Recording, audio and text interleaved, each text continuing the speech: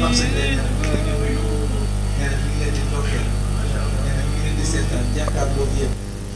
ci li ngeen di def te mi ngi leen di ñaanal yàlla ñaanal ko yàlla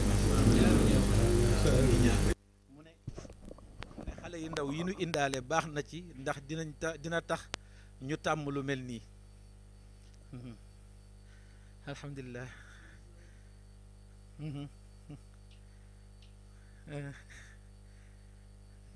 waaw alhamdulilah si alhamdulilah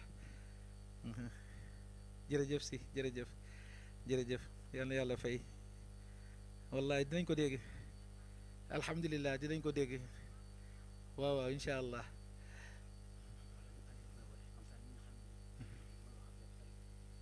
waaw waaw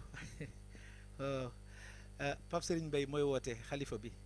mu ni def ñuy seetaan ci télévision bi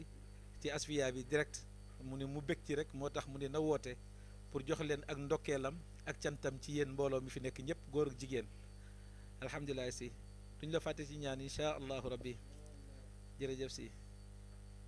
déedéet duñ la fàtte mukk incha allah si incha allah duñ la fàtte si incha allah incha allah jërëjëf si dinañ ko dégg incha allah waaw waaw incha allah jërëjëf si jërëjëf jërëjëf